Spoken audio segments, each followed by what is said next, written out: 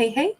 All right, Virgos, let's go ahead and I'm going to touch base on a topic that comes off of one of our pre-shuffled cards. So, Virgo, we just ended up with the Obsidian Walls, which is a location in Yellowstone, actually about 100, what do they say? In the northern part of Yellowstone, there's like 183,000 years ago, there was this superheated volcanic glass flow that cooled alongside of Beaver Lake. And this is 100 feet thick at this point and like half a mile long. And it's this huge wall of like banded rhyolite, which is actually obsidian. Obsidian is named after its original finder in Ethiopia. That's how we get the name. But obsidian is that very black, very reflective surface.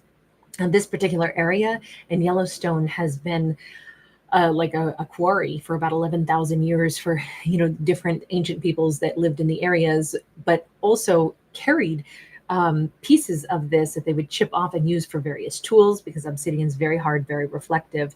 But they would carry it, far and wide. It's been found all the way up in Canada from this location site and, into the Ohio Valley. It's just all over. So this was very well known amongst ancient peoples. Now, obsidian itself is extremely protective. It's known as having protective energy. Like I said before, it's oftentimes used for things like mirrors because it's reflective, but also for tools and even weapons, of course. But the color black and just the energy of obsidian is used for protection against negative energies. So I will say, and I will say this also, like mirrors themselves kind of have multiple purposes depending on, what your intentions are. Some people use them for scrying, as a form of like kind of like a crystal ball, looking into a crystal ball. Others in the more sci-fi realm would think of it like something that can help you like see into a parallel universe. So there's lots of different ways, mythical, magical ways we could talk about this. But for the purpose of this story, we're going to talk about it in the context of protection. And the quote that goes along with this, it says, "I am protected. I am able to protect. I am reliably able to rid myself of negative energies." So I don't know why Virgo might be needing to like stare into a mirror at home and reassure themselves, like that they have a certain level of, protection around them. Virgo's spirit animal could be the buffalo, just as a side note. Just something to pay attention to, or if Virgo has a tendency to see a particular animal, whether it's a buffalo or something else, whether it's especially right about now when Virgo might need to feel more protected and more safe, they may start to see that animal around, see it in images, a decal on the back of a car as they're driving. They may see some particular animal with repetition, and whatever, an icon on somebody's t-shirt, a hood ornament on a vehicle, actually maybe seeing whatever the animal may be, in real life or in cartoons or, so just for Virgo to pay close attention, that might be their spirit animal that is also there to protect them and invoking some of the energy from a spirit animal and what that represents. Like skunks specifically are really good at boundaries and protection.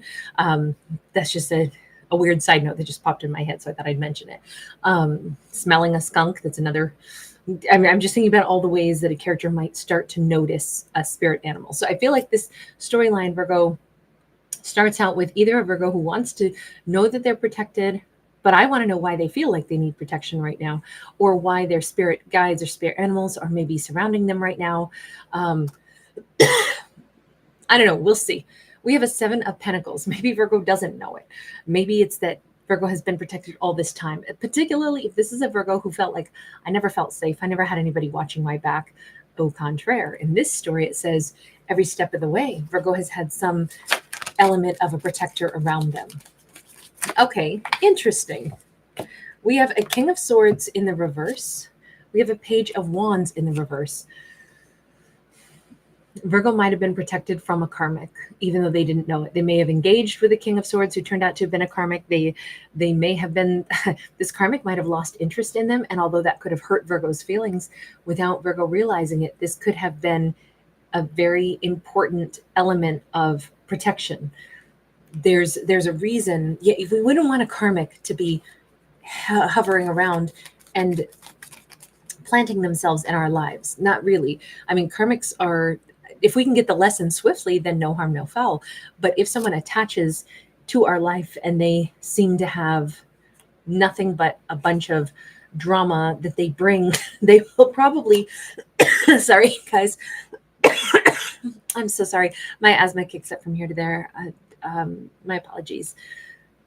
Sometimes a karmic could really bring their dirty laundry into our otherwise nice, clean smelling house and mess it all up. We have the Tower.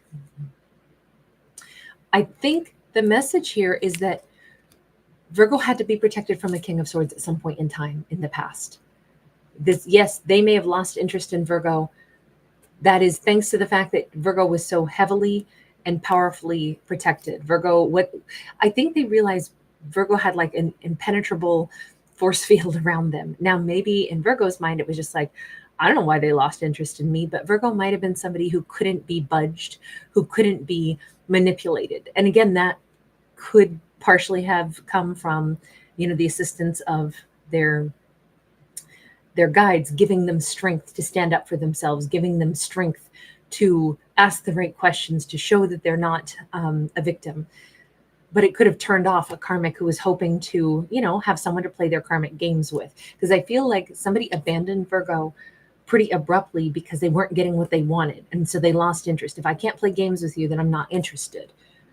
It's interesting because that karmic is now going through a major upheaval in their own life. What does that mean? I mean, they could be breaking a karmic cycle. Maybe if this King of Swords had been a tremendous game player in the past, perhaps something in his life has changed. Oh my, okay. We have a twin flame card, a Three of Swords, the Temperance, and the Wheel of Fortune. Forgive me, I'm going to cough again. So sorry, everyone. Okay, the Tower that the King of Swords is currently going through is this unbelievable awakening. They're thinking very heavily about Virgo right now. They're thinking that Virgo is someone that, it's like they even know that Virgo had to be protected from them at that point in time. They may be almost drowning in their need of Virgo all of a sudden. Things are starting to click. They're either awakening to who Virgo is to them, which is some very important connection of their life, but they were not allowed to stay in Virgo's world. I mean, I know I said it looked like they lost interest in Virgo. Let me tell you, it's because Virgo wouldn't put up with their toxic behavior or whatever that was that they were doing.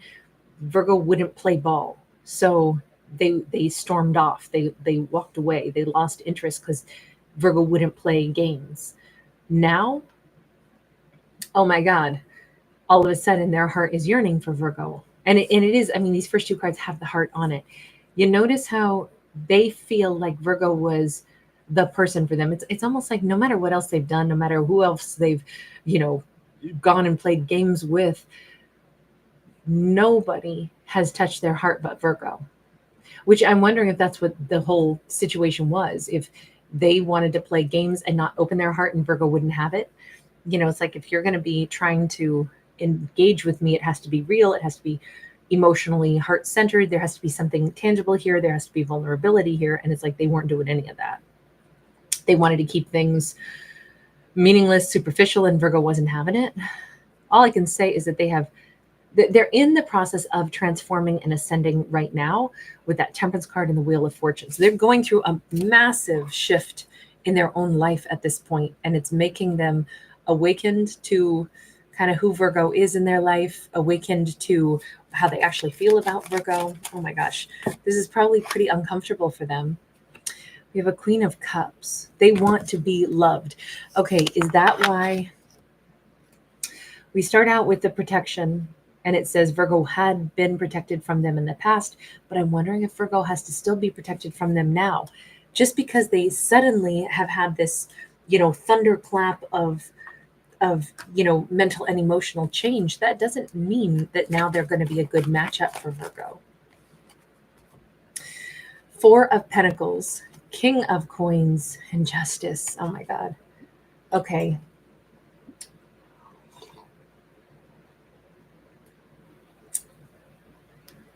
They cannot just re-enter Virgo's sphere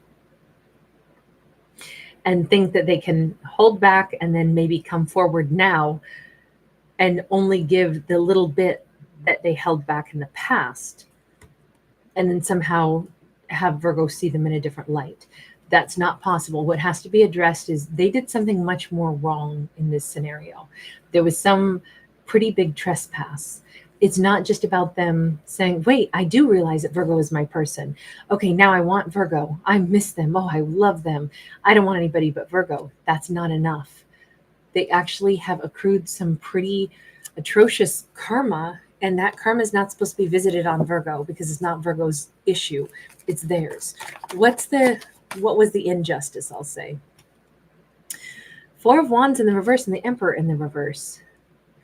Honestly, it just looks like they were in a very self-serving and like tyrannical energy. They were not a good partner at one point in time. They wouldn't have been a good partner. The injustice is that they could have been all that for Virgo.